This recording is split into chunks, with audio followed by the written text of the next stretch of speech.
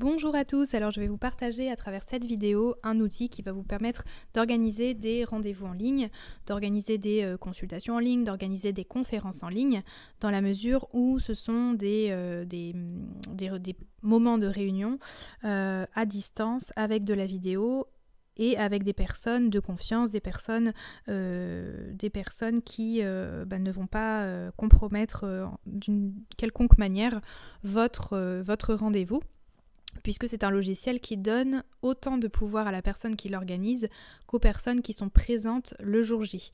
Donc si vous avez une conférence, une grosse conférence en ligne, par exemple je pense à des webinaires offerts, des choses comme ça, ça ne va pas être adapté.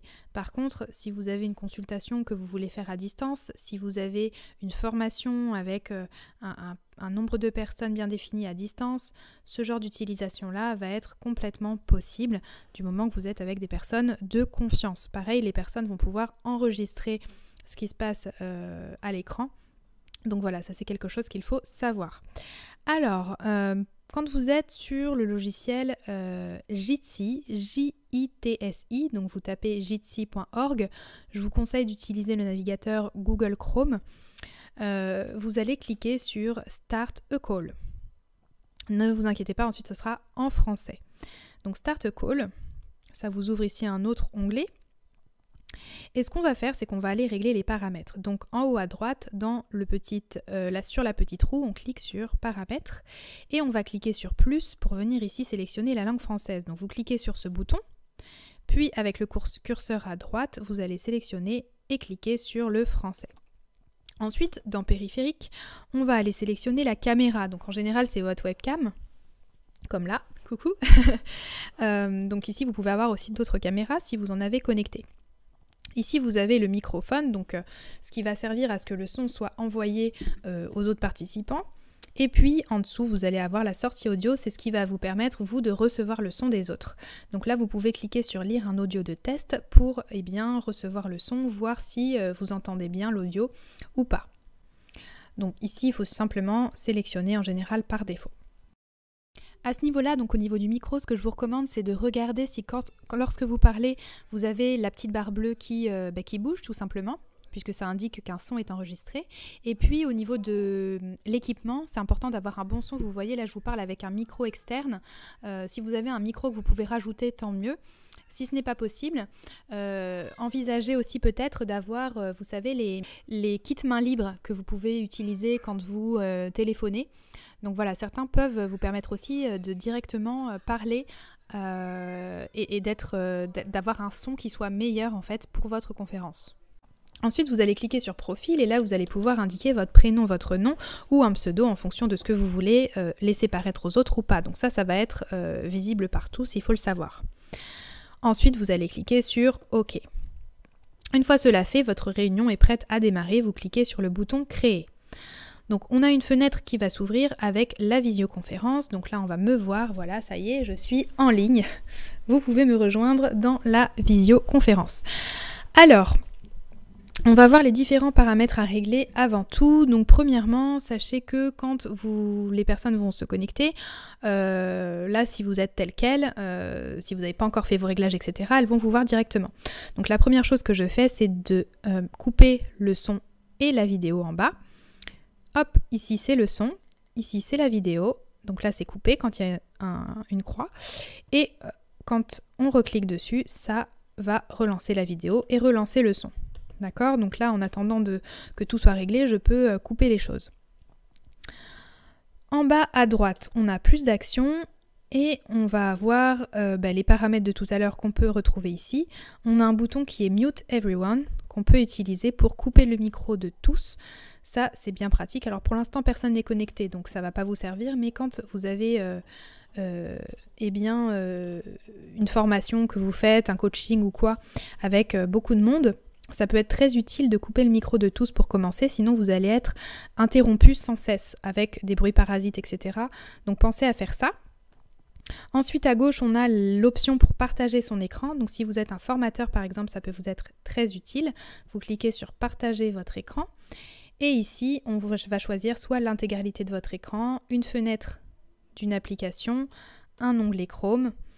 Donc en général, quand vous avez un PowerPoint par exemple, vous choisissez l'intégralité de votre écran et vous allez pouvoir ici sélectionner l'écran et cliquer sur partager.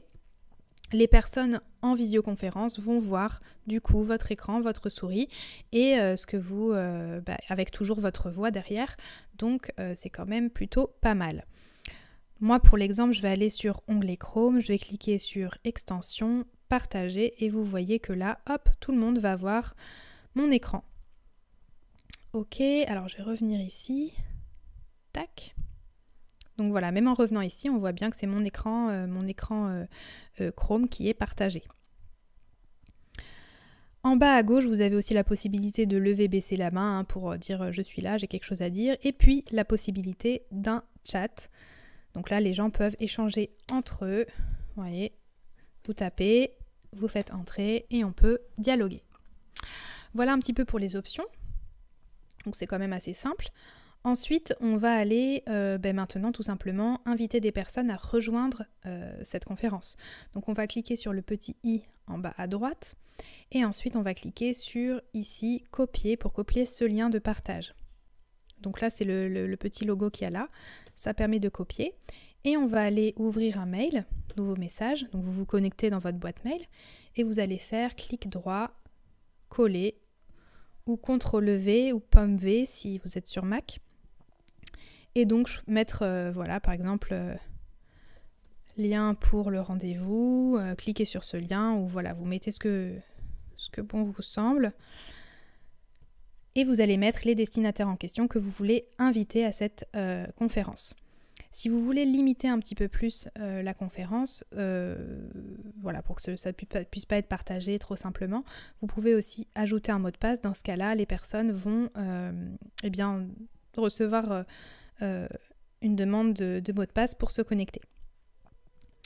Voilà, donc n'oubliez pas surtout de leur partager le mot de passe bien sûr dans le mail si vous avez mis un mot de passe. Voilà, alors ce qu'on va faire c'est que je vais faire comme si j'étais une de ces personnes qui est invitée. Donc là c'est comme si j'étais la personne qui a été invitée, je reçois un mail et j'ai cliqué sur le lien. Donc voilà ce que je reçois, je peux juste autoriser et directement après je suis connectée. Donc voilà. Hop, voilà. Donc là, on m'entend. Hop, je vais mettre sur muet le micro. Donc vous voyez ce qui s'est passé là, c'est que quand une personne se connecte, directement son micro est allumé. Donc soit vous allez l'éteindre directement dans votre interface en cliquant sur les 3 petits points Mute Everyone, soit vous demandez à la personne expressément d'arrêter son micro. En général, mieux vaut le faire vous-même puisque la personne en face ne sait pas forcément comment le faire dès le départ. Donc faites-le vous-même, ce sera beaucoup plus simple pour qu'il n'y ait pas une cacophonie directement.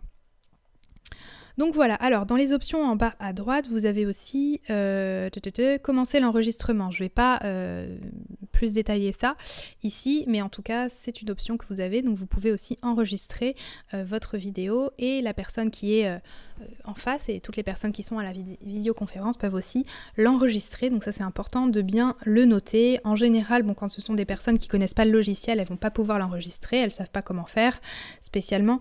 Mais voilà, c'est quand même important de le noter. Et pour vous, ça peut être une option qui est intéressante si après vous voulez réutiliser ça, le repartager à la personne pour l'aider aussi. Ça peut être une option intéressante et je vous laisserai creuser par contre un petit peu plus là-dessus. Normalement, ça fait l'objet d'une autre vidéo. Voilà, bah écoutez, c'est tout pour aujourd'hui. J'espère que cette vidéo vous a plu. J'espère que vous allez pouvoir organiser vos propres sessions. N'hésitez pas à me partager si vous réussissez et si vous mettez en place que ce soit des séances, des coachings, des formations grâce à ce logiciel suite à cette vidéo. N'hésitez pas à me partager ça, ça me fera vraiment plaisir. Et puis si vous voulez aller un petit peu plus loin dans votre utilisation du digital, notamment avec je pense forcément à l'acquisition de clients, je pense forcément à avoir plus de visibilité sur les réseaux sociaux, Facebook, LinkedIn, la publicité, ce genre de compétences qui peuvent être utiles. Je serais ravie d'échanger avec vous sur ces questions-là. Et puis voilà, je vous dis à très vite.